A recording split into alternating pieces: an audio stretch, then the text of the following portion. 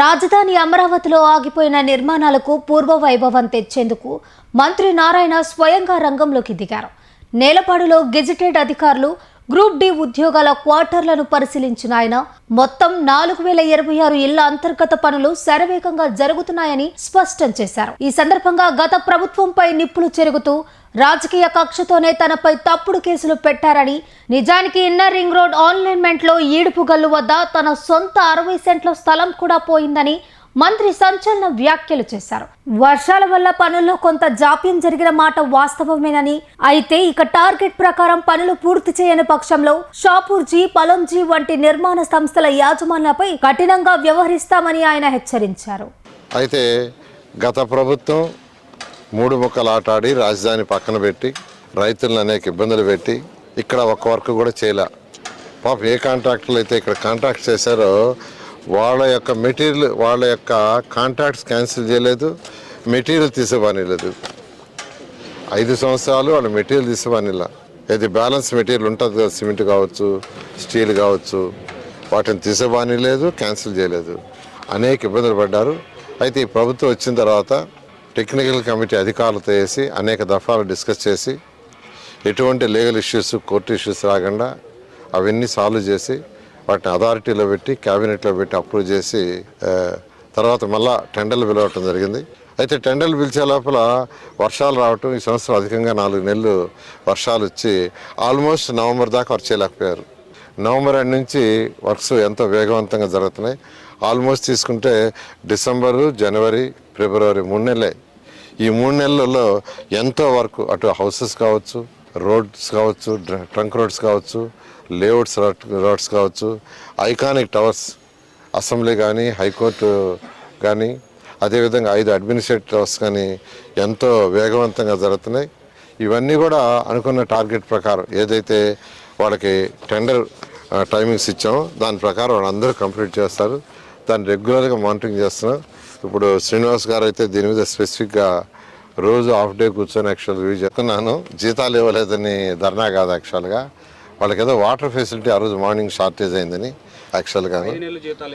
లేదు వాళ్ళకి జీతాలు ఇచ్చారు, నేను కనుక్కున్నా. యాక్చువల్గా డ్రింకింగ్ వాటర్ మార్నింగ్ 7కి వచ్చిందని ఆ రోజు, అది తప్పే. దాన్ని యాక్చువల్గా ఇమీడియట్గా పిలిచి నేను అడిగాను, అది కరెక్ట్ చేశాను సార్, ఇబ్బంది లేదు. ఆ రోజు కాస్త ఇబ్బంది అయిన మాట వాస్తవం అని అన్నారు. అటువంటి ఏదన్నా ఉంటే వాడు చేస్తాను, ఎందుకంటే పెద్ద కంపెనీలు కాబట్టి ఎప్పుడన్నా ఒకరోజు ఏదైనా కారణాల వల్ల వాటర్ డిలే అయింది. ఆ రోజు నేను యాక్చువల్గా చూశాను, మీ వీడియోలో చూశాను. చూసి ఇమీడియట్గా ఫోన్ చేసి పిలిపిస్తే లేదు సార్ అది లేదు, మీరు అట్లా ఏం లేదు, అందరికీ చెప్తాము. అంటే రచ్చ ఏం లేదు, అంతా ట్రాన్స్ఫర్ అంటే అంటే అసహనం అంటే ఒక టార్గెట్ పెడితే ఆ టార్గెట్కి చేయాలా, ఆ టార్గెట్కి చేయనప్పుడు కొద్దిగా గట్టిగా మాట్లాడతాం. ఫర్ ఎగ్జాంపుల్ డోర్స్ చెప్తాను, ఫ్రంట్ డోర్స్ అన్నిటికీ ఆర్డర్ ఇచ్చుకున్నారు, తెచ్చేశారు, జరుగుతూ ఉంది. ఇంటర్నల్ డోర్స్ ఇంకా రాలేదని అడిగాను. యాక్చువల్గా ఇటువంటి మా లెవెల్లో మేము పెట్టుకున్న షెడ్యూల్ ప్రకారం మేము అడగటం, చెప్పటం, గట్టిగా చెప్పటం. ఈరోజు వాళ్ళ మేనేజ్మెంట్తో కూడా మాట్లాడాను.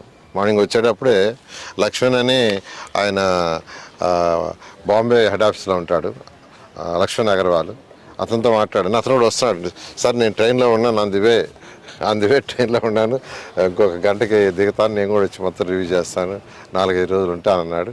ఆ విధంగా ఈరోజు వాళ్ళ మేనేజ్మెంట్తో మాట్లాడుతున్నాం, వాళ్ళ కంట్రీ హెడ్తో మాట్లాడుతున్నాం, రీజనల్ హెడ్ బెంగళూరు వాడితో మాట్లాడుతున్నాం, ఇక్కడ లోకల్ వాడితో మాట్లాడుతున్నాం. ఏది ఏమైనప్పటికీ మీరే చూస్తున్నారు కదా ఎలా వర్క్స్ రాజధానిలో జరుగుతున్నాయి. నేను చెప్పట్లే, ప్రజలు చెప్తున్నారు, బయట డిస్కస్ చేసుకుంటున్నారు.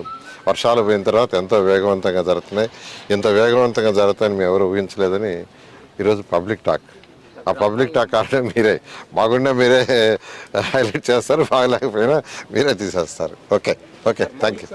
రాజధానిలో మౌలిక సదుపాయాలు ఇప్పుడు 4026 అధికారులకి హౌసెస్ కానీ, అదేవిధంగా 360 కిలోమీటర్ ట్రంక్ రోడ్స్ కానీ, అదేవిధంగా 1500 కిలోమీటర్ లేఅవుట్స్ కంప్లీట్ చేస్తూ, అదేవిధంగా దాదాపు 100 మందికి డిఫరెంట్ ఆర్గనైజేషన్స్కి ల్యాండ్స్ ఇచ్చాం. వాళ్ళు చాలామంది స్టార్ట్ చేశారు, ఇంకా కొంతమంది స్టార్ట్ చేయాల్సింది.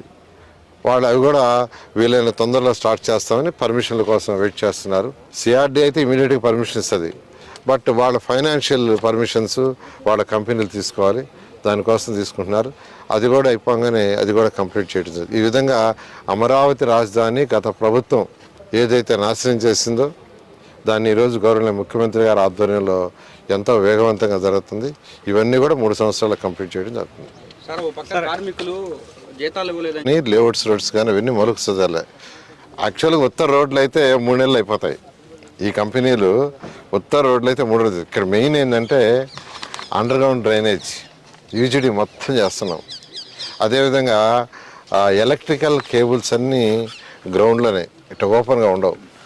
అదేవిధంగా ఈ యొక్క టెలిఫోన్ లైన్స్ ఏ లైన్ ఉన్నా గ్రౌండ్లో, ఎందుకంటే గ్రౌండ్లో పైపులు ఇచ్చేస్తున్నాం. ఎవరి లైన్లో వేసుకోవాలన్నా ఆ పైపులోనే వేసుకోవాలి, దాంట్లోనే వేసుకోవాలి, అలాంటి సిస్టమ్. అదేవిధంగా స్టామ్ వాటర్, డ్రింకింగ్ వాటర్, అవి చేయటానికి టైం ఎక్కువ పడుతుంది.